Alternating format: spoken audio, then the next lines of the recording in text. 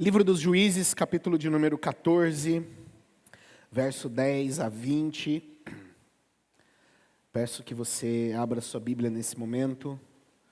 Estaremos continuando a nossa saga dentro da história de Sansão.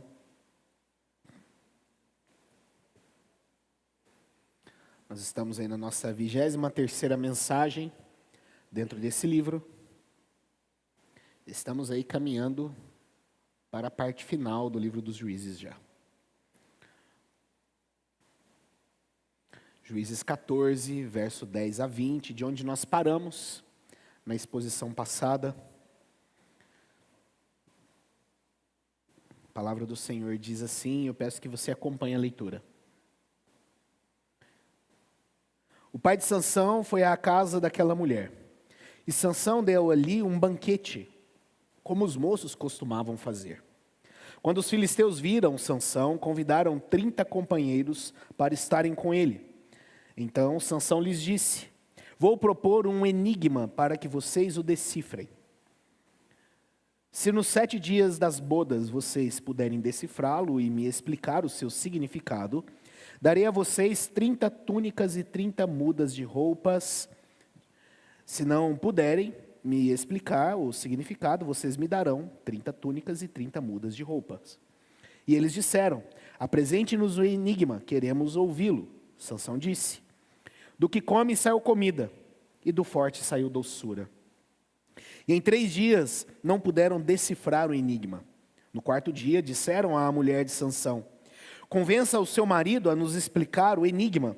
Do contrário, vamos pôr fogo em você e na casa de seu pai. Vocês nos convidaram para poderem se apossar do que é nosso, não foi? Então a mulher de Sansão chorou diante dele e disse: você só me odeia, você não me ama, pois você deu aos homens do meu povo um enigma a decifrar e ainda não me contou o significado.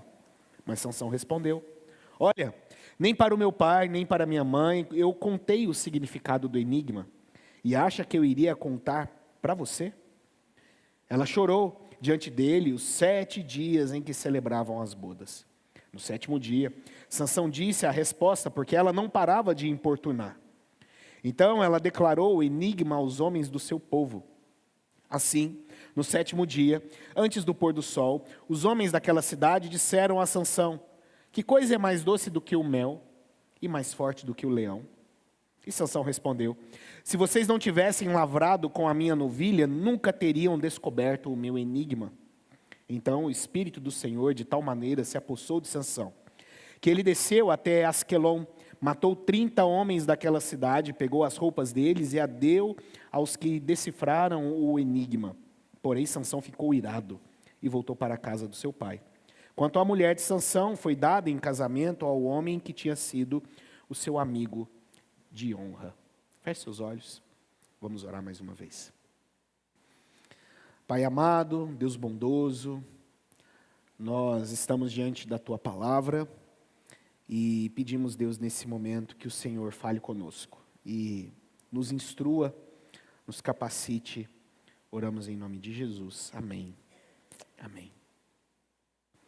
Você se lembra? Sansão nasceu, o Salvador prometido para iniciar a libertação de Israel das garras dos filisteus. Você se lembra que o seu nascimento foi um verdadeiro milagre. Pais estéreis, idade avançada. Daí a visita de um anjo, a promessa, e veio um menino que estava sendo, como nós lemos, dirigido pelo Espírito de Deus. O tempo passa e Sansão agora é um homem adulto, movido pelo Espírito do Senhor. Mas no início do capítulo 14 e pelo resto de sua vida, ele será movido por um impulso muito mais mundano. Ele é um homem completamente corrompido, sensual, na sua definição mais básica. Os seus sentidos o controlam. Ele reage àquilo que ele sente. Ele reage àquilo que ele sente sobre aquilo que ele vê. Esse é Sansão. Sem reflexão, sem consideração Ele vê, então ele pega, ele toma, é dele. Será que Sansão é de fato o juiz que todos esperavam que ele fosse? Será que Sansão é de fato o juiz que nós esperávamos que ele fosse? Na história anterior, nós vimos que entre os segredos e mistérios de Sansão, nós temos um Deus que coordena todas as coisas através da sua misteriosa provisão. E hoje nós iremos continuar aprendendo que Deus é quem produz em nós a inimizade contra o pecado e conduz todas as coisas, e até mesmo o homem mau, para o louvor de sua glória. Repetindo, hoje nós vamos aprender que é Deus quem produz em nós a inimizade contra o pecado e conduz todas as coisas, e até mesmo o homem mau, para o louvor da sua glória. Nós vamos ver isso em dois momentos, tanto na nossa exposição, como também na nossa aplicação. Eu peço que você acompanhe a leitura e com atenção a exposição nesse momento. Verso 10 até o verso 18, nós temos aí o mistério da fraqueza humana. Sansão, que para muitos é um homem forte, na verdade é fraco, e muito fraco. Verso 10 a 18 diz assim: o pai de Sansão foi à casa daquela mulher, e Sansão deu ali um banquete como os moços costumavam fazer.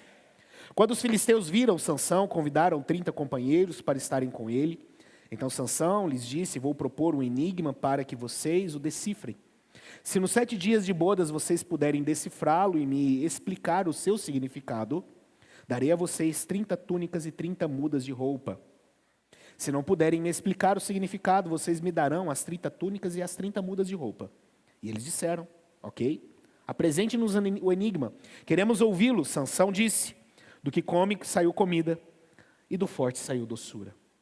E em 3 dias não puderam decifrar o enigma. No 4º dia disseram à mulher de Sansão: convença o seu marido a nos explicar o enigma, do contrário, vamos pôr fogo em você e na casa do seu pai.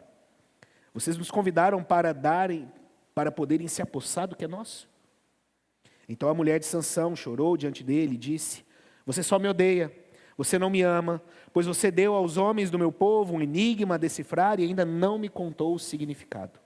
Mas Sansão respondeu: olha, nem para o meu pai, nem para minha mãe eu contei o significado do enigma, e acha que vou contar para você? Ela chorou diante dele os 7 dias em que celebravam as bodas. No 7º dia, Sansão disse a resposta, porque ela não parava de importunar. Então ela declarou o enigma aos homens do seu povo. Assim, no 7º dia, antes do pôr do sol, os homens daquela cidade disseram a Sansão: que coisa é mais doce que o mel e mais forte do que o leão? Sansão respondeu: se vocês não tivessem lavrado com a minha ovelha, nunca teriam descoberto o meu enigma. Manoá, sua esposa e Sansão descem até Tímina para o casamento do filho. Estava tudo pronto: roupas, decoração, convidados, música, comidas, bebidas. E por sinal, muita bebida. É interessante, queridos, o termo original aqui, que foi traduzido no nosso texto para banquete, ele traz um significado muito interessante.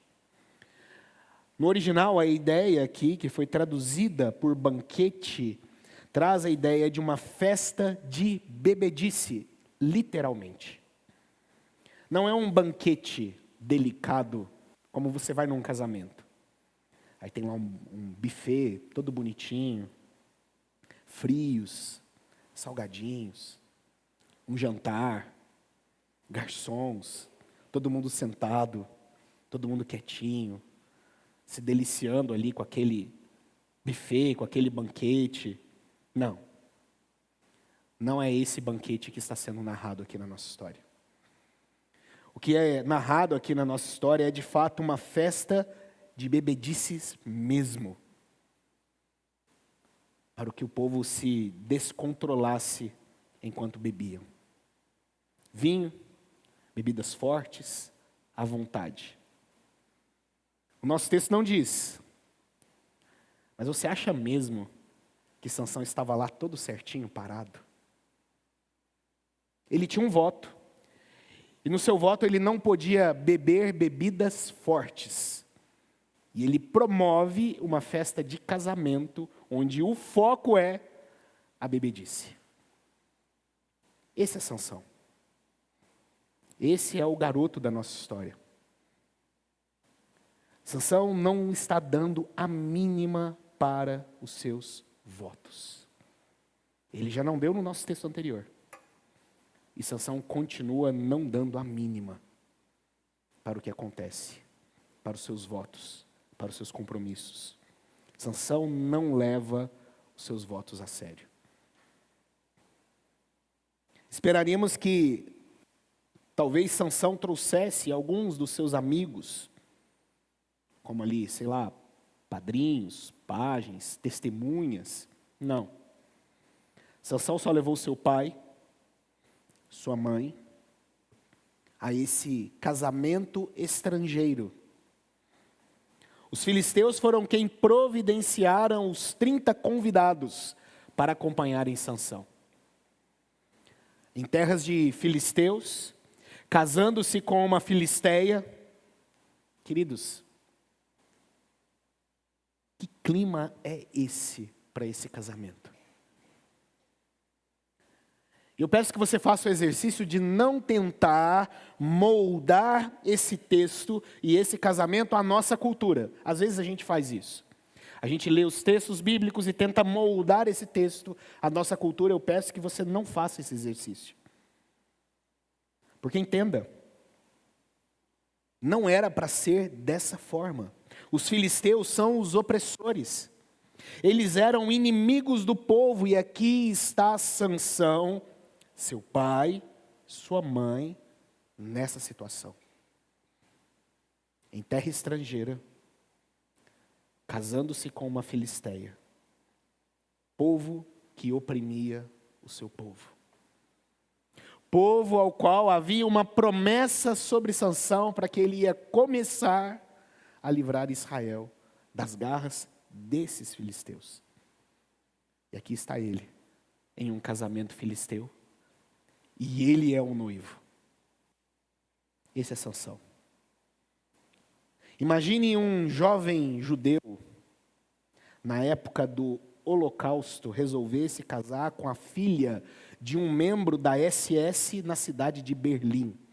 É basicamente a mesma coisa. É basicamente a mesma comparação.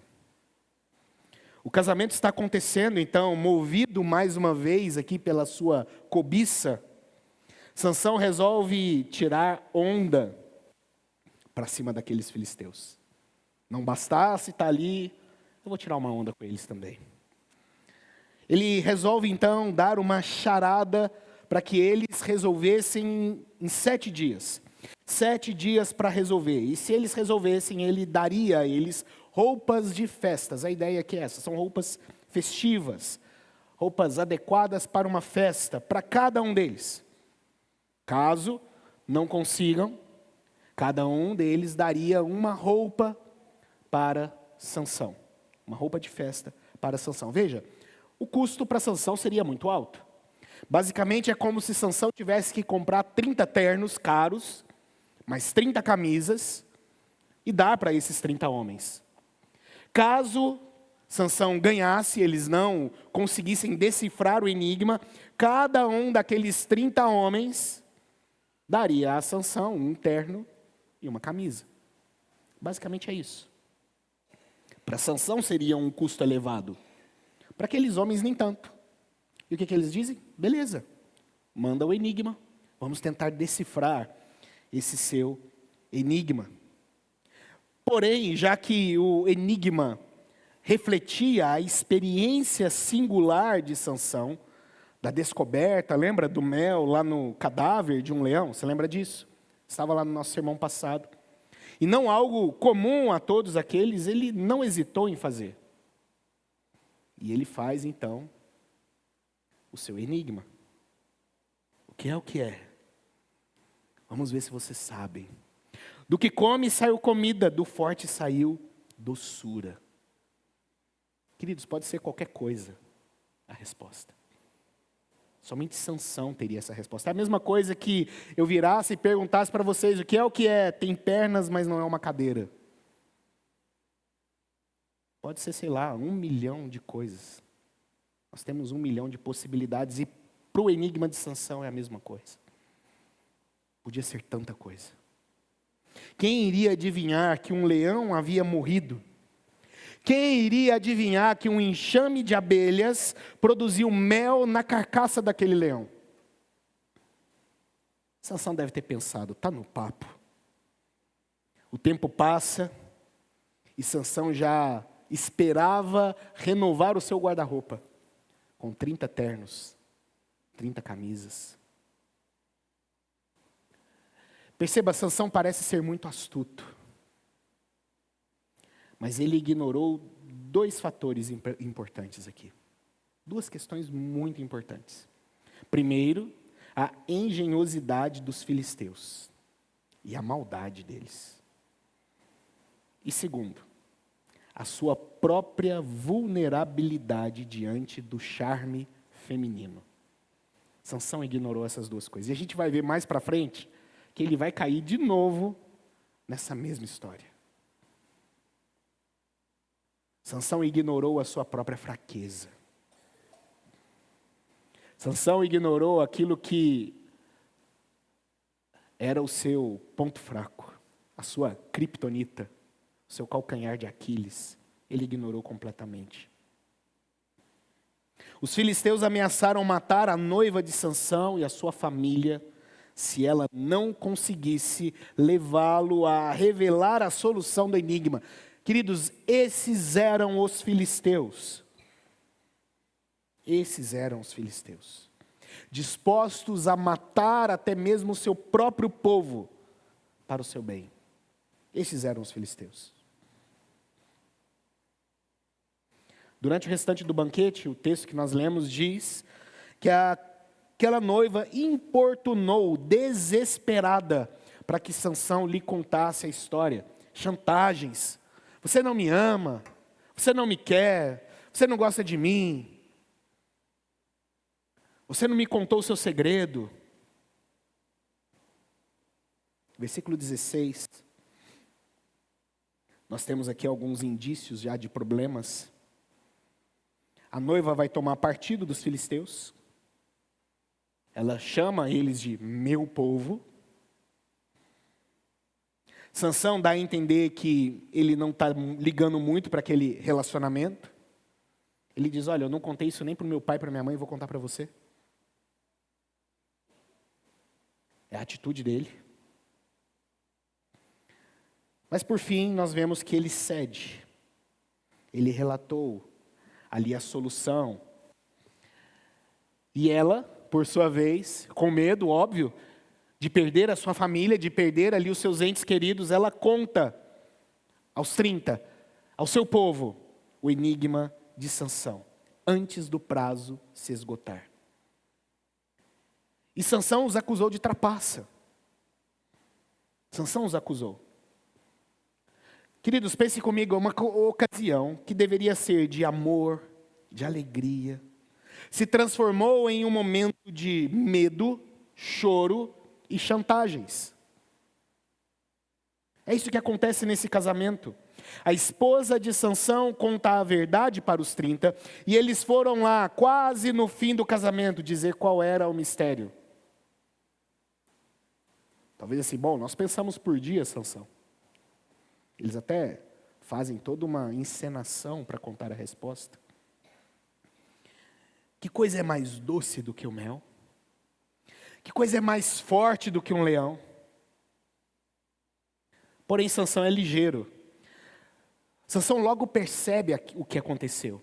Ele percebeu que a sua noiva havia contado. E ele diz, e ele cita no verso 18, um provérbio daquela época, dizendo, se vocês não tivessem lavrado com a minha novilha, nunca teriam descoberto o meu enigma. O que Sansão está querendo dizer é o seguinte: vocês só conseguiram a resposta porque vocês usaram algo que era meu para conseguir a resposta que vocês queriam. É isso que ele está dizendo. E a pergunta é, será que Sansão vai pagar a dívida? Será que Sansão vai providenciar essas 30 roupas? Sim, Sansão vai. Veja o verso 19 e 20 mais uma vez. Então o Espírito do Senhor de tal maneira se apossou de Sansão, que ele desceu até Asquelon, matou 30 homens daquela cidade. Pegou as roupas deles e as deu aos que decifraram o enigma. Porém Sansão ficou irado e voltou para a casa do seu pai. Quanto à mulher de Sansão, foi dada em casamento ao homem que tinha sido seu amigo de honra. Segunda parte do nosso texto, nós vamos ver o mistério do Senhor desta história. Deus é o Senhor dessa história. Se você estava aqui hoje pela manhã, na nossa escola bíblica dominical, nós aprendemos isso. A história é a história de Deus. E Deus nos insere na sua história. É isso que nós aprendemos. E aqui nós vamos nos deparar com o mistério do Senhor dessa história. Mas para isso, queridos, eu gostaria de relembrar algo com você do sermão passado, que é importante para o entendimento do que está acontecendo aqui. Verso de número 4, volte aí um pouquinho. Verso 4 do capítulo 14. Esse versículo é importante para o nosso entendimento aqui. Veja o que disse, verso de número 4 do capítulo 14. Mas o seu pai e a sua mãe não sabiam que isto vinha de quem? Do Senhor. Pois este procurava ocasião contra os filisteus. Porque naquele tempo os filisteus dominavam sobre Israel. O que o Senhor procurava? Ocasião contra quem? Os filisteus.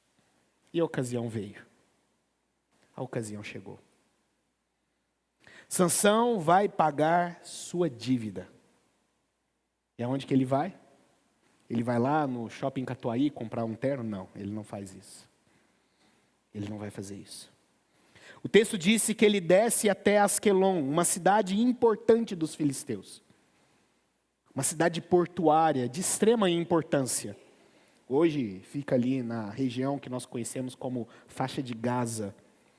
E veja o detalhe, o Espírito do Senhor se apossou dele. Esta é a ocasião que Deus aguardava para começar a sua obra, para iniciar o seu trabalho. Sansão matou 30 homens de Asquelon. Sansão pegou suas roupas e as usou para pagar a sua dívida com os convidados de Tímina. Agora perceba, Sansão ficou por ali? Não.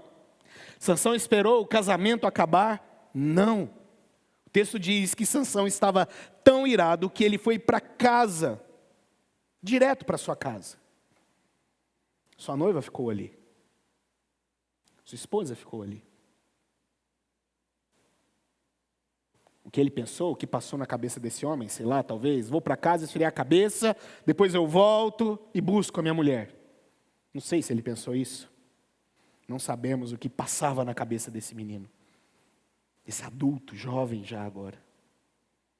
Impulsivo, impetuoso, não sabemos o que passa na cabeça de Sansão. E quanto à noiva dele, o verso de número 20 nos diz que eles resolveram aproveitar a ocasião. Já tinha festa, comida, doce, convidados. O que aconteceu? Deram ela de casamento a um dos padrinhos, a uma das pessoas que estavam ali para acompanhá-la. E ela se casou, já estava tudo comprado mesmo. Aproveitaram o momento e se casaram. Queridos, como você acha que vai terminar toda essa história? Você acha que vai terminar bem?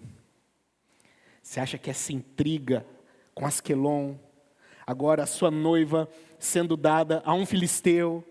Não, isso não vai terminar bem. Mas isso vai ficar para o próximo capítulo. Isso vai ficar para o nosso próximo sermão. Eu gostaria de, nesse momento, trazer algumas coisas importantes ao nosso coração diante do que nós lemos até aqui. A história de Sansão ainda vai se desdobrar ainda, tem muita coisa para a gente ver. Mas provavelmente, Este não é o tipo de história que nós imaginaríamos ler na palavra de Deus. Provavelmente, se você perguntar para alguém que nunca leu a Bíblia, e virar para essa pessoa e perguntar a essa pessoa, que tipo de história você imagina ler na Bíblia? Talvez essa pessoa vai dizer, olha, eu imaginava ler algo, sei lá, sobre amor ao próximo, sobre paz, abraços, amizades. Provavelmente não é o tipo de história que nós imaginaríamos ler nas Escrituras, que nós imaginaríamos ler na palavra de Deus, mas entenda, a Bíblia nos mostra a realidade do mundo caído. A gente viu isso no sermão passado, mas lá em Marcos. A Bíblia nos mostra a realidade do ser humano corrompido pelo pecado. É isso que a Bíblia nos mostra. O ser humano corrompido pelo pecado, queridos, ele é irado. O ser humano corrompido pelo pecado é tolo, é vingativo, ele é chantageador, ele é mau. Esse é o ser humano corrompido pelo pecado. E a Bíblia nos mostra esta realidade. A Bíblia, a palavra de Deus, ela nos apresenta a realidade deste mundo caído e do homem corrompido pelo pecado. Agora a pergunta que eu e você precisamos fazer é: onde está Deus no meio de tudo isso? Onde está o Senhor no meio de toda essa bagunça? E aqui, queridos, é um mistério que nós estamos abordando desde o sermão anterior. Aqui estão esse enigma que nós estamos procurando entender desde a mensagem anterior. Deus está conduzindo, e isto é o mistério que nós nos deparamos. O pecado é o pecado de cada um mesmo. São os meus pecados, são os seus pecados, são os pecados de Sansão. Mas mesmo em meio a toda esta situação complicada, complexa, Deus está, por meio de tudo isso, conduzindo a história e estabelecendo agora a ocasião, a inimizade entre filisteus e israelitas. E aqui nós encontramos o nosso primeiro ponto.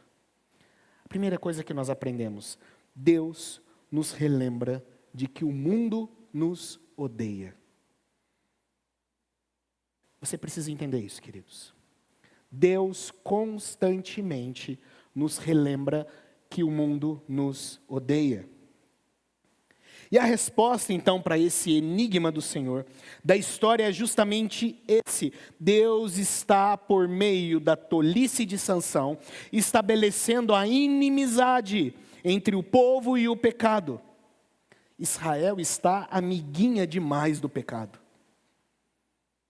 Eles estão numa amizade com o pecado, com a corrupção, com o mal, com os filisteus.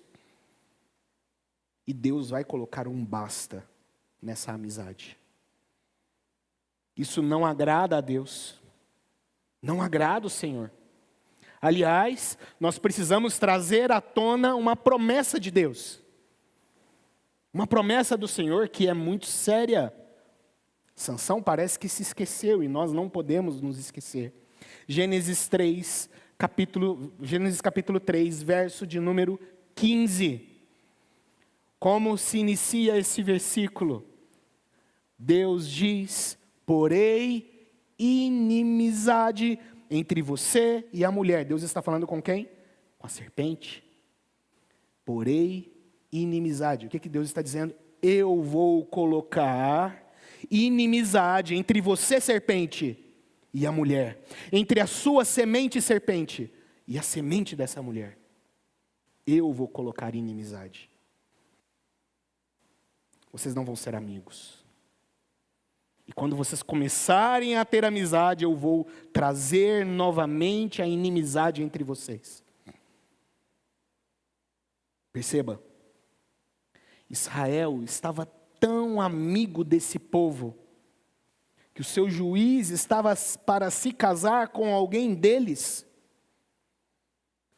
Mas a semente da mulher, a descendência do povo de Deus, não deve ser amigo da semente da serpente. não deve ter amizade, não deve se compactuar.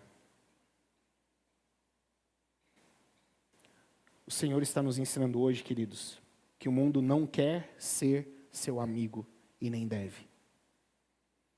O que o Senhor está nos ensinando hoje é que o mundo não quer ser amigo da igreja. O Senhor está nos ensinando hoje que quando sentimos que estamos amiguinhos demais do mundo, Ele vai se valer de situações até mesmo trágicas para nos lembrar do que Jesus já nos disse. O mundo vos odeia, porque primeiro odiou a quem? A mim. Por isso o mundo vos odeia. É o que o Senhor está nos ensinando hoje. Nós não devemos ser amigos do mundo. Quando nós vemos situações de perseguições, de martírios, o Senhor está nos lembrando: o mundo vos odeia. O mundo zomba de Deus. O mundo zomba do Criador e por vezes estamos nós lá, amando, interessados, nos envolvendo. Então vem o Senhor e quebra essa nossa ilusão. E é o que está sendo feito aqui nesse momento. O povo de Deus está amando muito mais o mundo do que a Deus. O povo de Deus está amiguinho demais do mundo. O povo de Deus está corrompido demais pelo mundo. O povo de Deus está se moldando cada vez mais aos moldes do mundo. Mas Deus diz: eu estou apenas aguardando a ocasião. E ela veio. E ela veio. Por isso a primeira coisa que nós precisamos aprender é isso: não ame o mundo. Não ame o mundo. E entenda, queridos, você sabe muito bem que eu estou me referindo aqui ao pecado, à corrupção, a esse sistema pecaminoso que nós vivemos nele. É a isso que estou nos referindo, a esse inimigo que nós temos.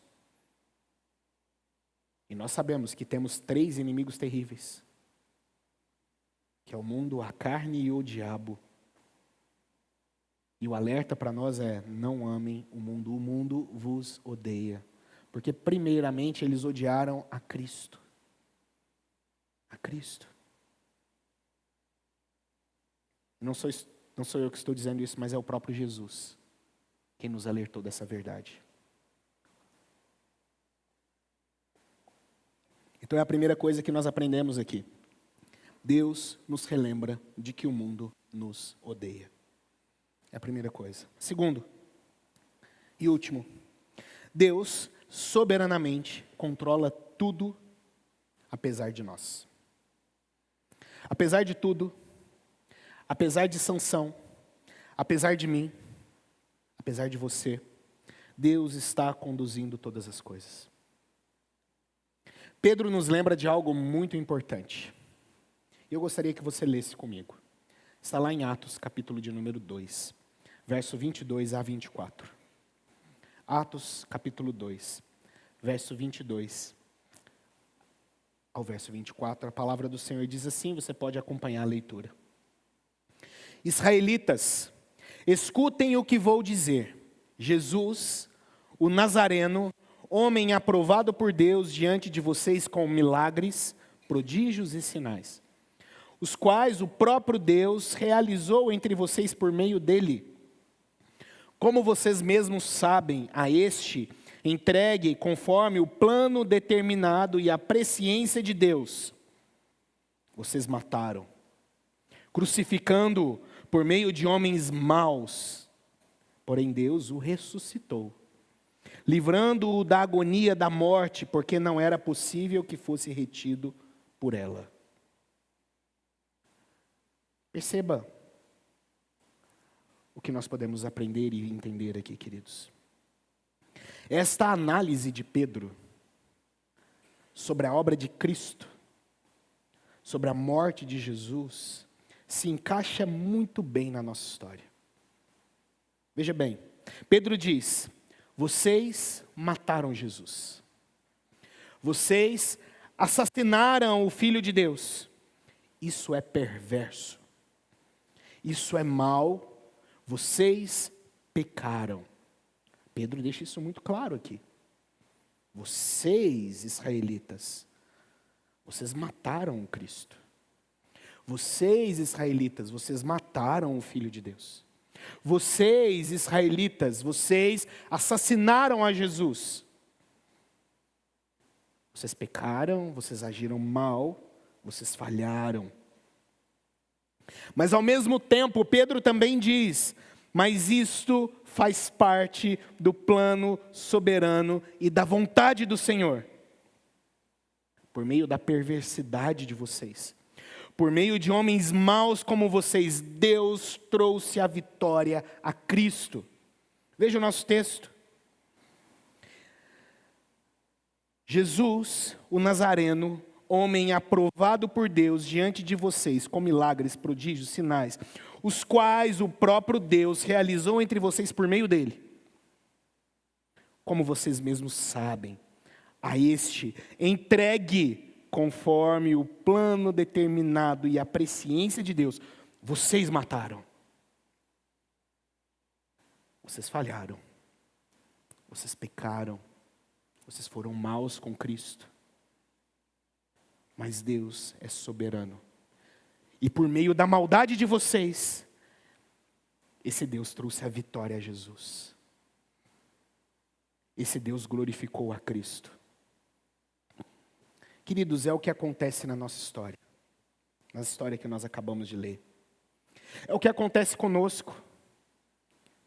Comigo e com você.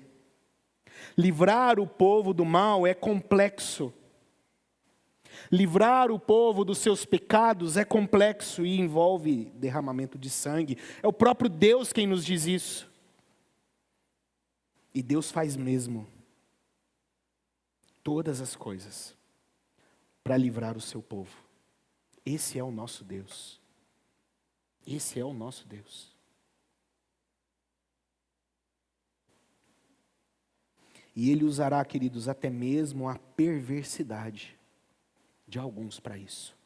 Para que o seu plano se cumpra. Para que o seu nome e o nome do seu filho seja exaltado e glorificado. Momentos difíceis, queridos, nós enfrentamos. Você enfrenta momentos difíceis, eu enfrento momentos difíceis. Nós passamos por esses momentos, nós enfrentamos homens maus. Nós enfrentamos pessoas perversas. Por vezes nós nos vemos nas mãos dessas pessoas perversas. Mas nesses momentos, o Senhor nos ensina hoje a olhar para Ele, para o Deus que conduz toda a história. A minha e a sua também. Em momentos onde nós enfrentamos a maldade, a perversidade humana. Foi assim na cruz, queridos. No pior dia da história humana, quando o Filho de Deus ele foi morto como um bandido, naquele dia o Senhor triunfou. Parecia o fim, parecia a derrota do bem. Parecia que a morte tinha triunfado. Mas veja o decorrer dessa história. Da morte veio vida. Do sangue veio salvação. Da cruz e do sepulcro vazio veio a ressurreição. Este é o mistério. Este é o enigma de Deus. É isso que nós percebemos. Essa é a resposta que nós encontramos. Desses enigmas, mistérios, segredos. Da maior de todas as tragédias, da morte do Filho de Deus, o Senhor trouxe a vida. E você está aqui hoje. Nós estamos aqui hoje. A resposta, então, para esse mistério, para esse segredo é: Deus está fazendo convergir em Cristo todas as coisas para a glória do seu nome. Você crê nisso? Que Deus está fazendo convergir no seu Filho todas as coisas para a sua glória. Para a sua glória. Nós aprendemos então, Deus está nos lembrando hoje, o mundo vos odeia. E precisamos estar cientes disso. Estamos num lugar hostil à igreja e ao povo de Deus. Deus está nos ensinando hoje também que Ele soberanamente está conduzindo tudo. E o fim é o triunfo do seu Filho. É a glória do seu Filho. Mas sabe o que é mais interessante e bonito? É que Deus nos inseriu nessa vitória. É que Deus, em Cristo Jesus, fez de você herdeiro dessa vitória. Herdeiro dessa vitória sobre esse mundo perverso e mau. Sobre o homem perverso e mau. Deus fez de você, em Cristo Jesus, vitorioso. Que nós aprendemos. Que Deus te abençoe, queridos, em nome de Jesus. Que momentos de dificuldade nós nos lembremos daquele que está conduzindo a nossa história. Daquele que está conduzindo todas as coisas. Daquele que se vale de homens maus como o próprio Faraó, para glorificar o seu nome, até mesmo nesse coração endurecido. Esse é o nosso Deus. Esse é o nosso Deus. Esse é o poder maravilhoso do Deus que nos conduz e conduz a sua igreja e o seu povo. Feche seus olhos. Vamos orar nesse momento. Você coloque mesmo sua vida diante do Senhor.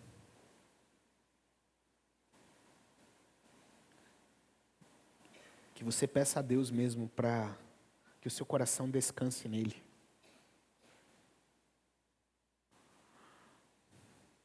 Para que a expectativa do seu coração esteja de fato nele.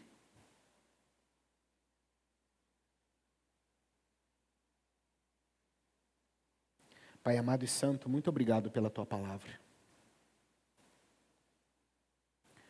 Obrigado, Senhor Deus, ó Pai, porque aprendemos hoje que o Senhor é conosco.